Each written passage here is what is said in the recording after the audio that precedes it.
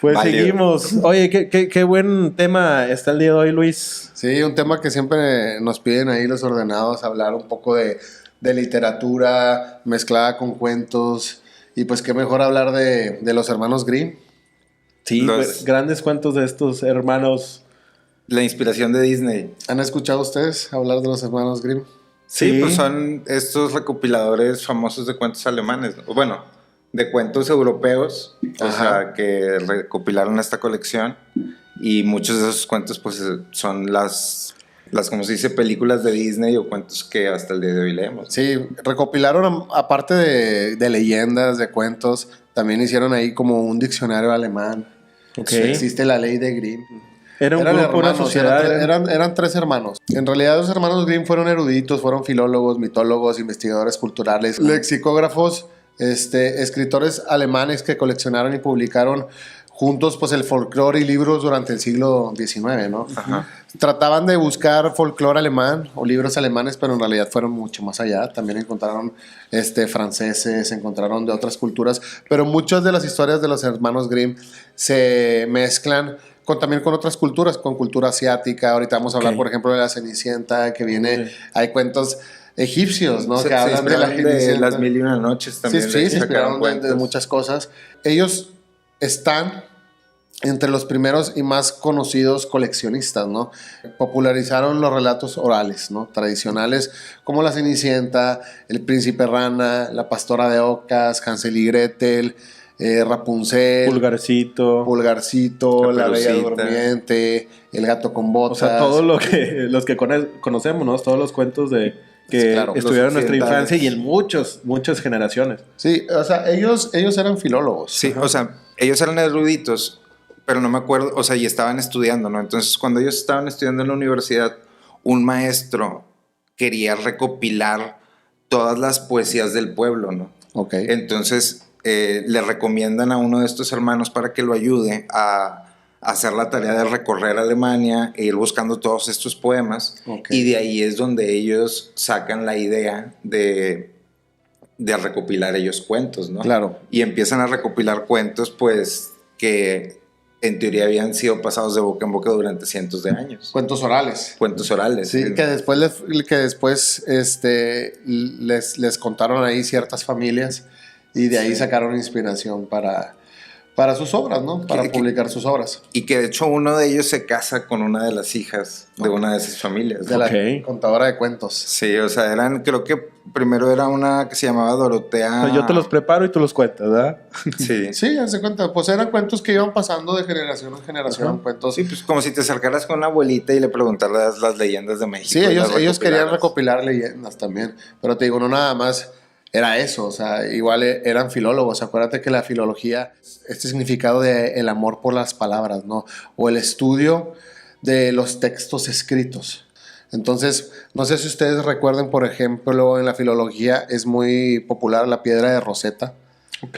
Que es la que está en varios idiomas, ¿no? Sí, está en varios idiomas, se encuentra ahí en un museo. Es una antigua estela egipcia, es una granodiorita inscrita con un decreto publicado en Memphis en el año 1966 a.C. en nombre del faraón Ptolomeo V.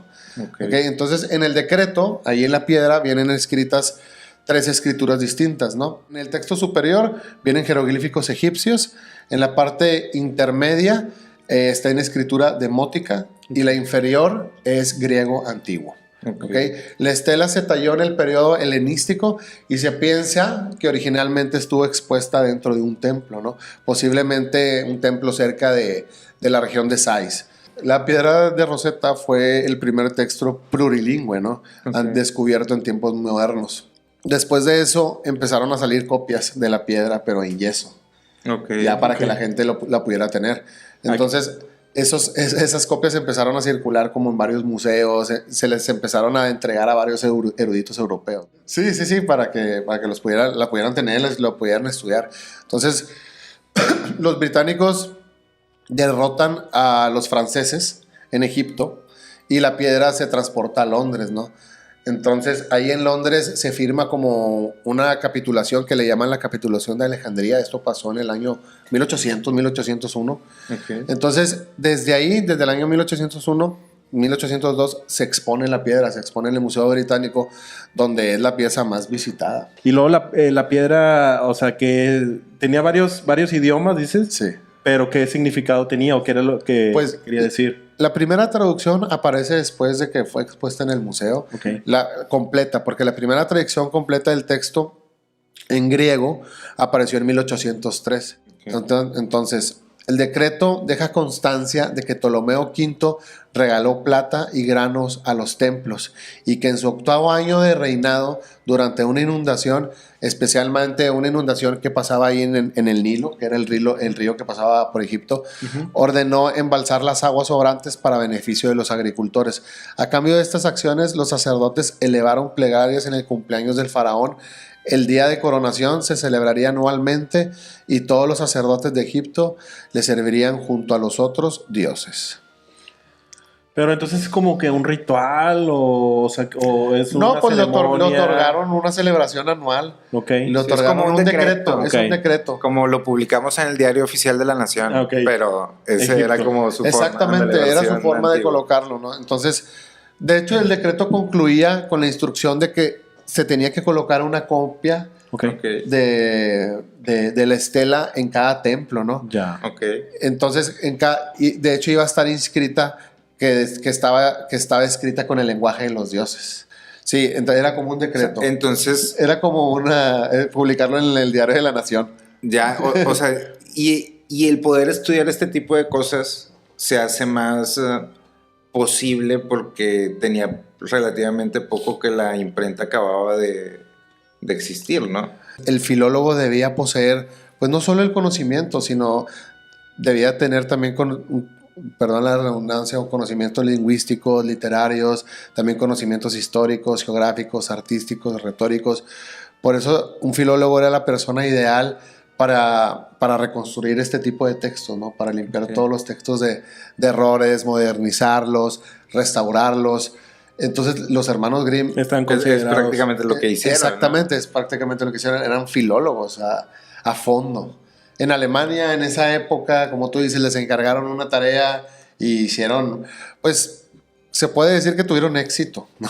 Sí, tuvieron sí. éxito en esa tarea porque reconstruyeron grandes leyendas. Pero, y también un éxito con altibajos, ¿no? Porque no todo fue miel sobre hojuelas cuando sacaron los cuentos, ¿no? De hecho, hubo un momento hasta donde ya habían sacado los cuentos y los exiliaron. Ok, O sea, creo que corría como 1830 ok. y el rey de Alemania, que creo que se llamaba Ernesto Augusto, o sea, pide a todos los decanos de cierta universidad o de las universidades que le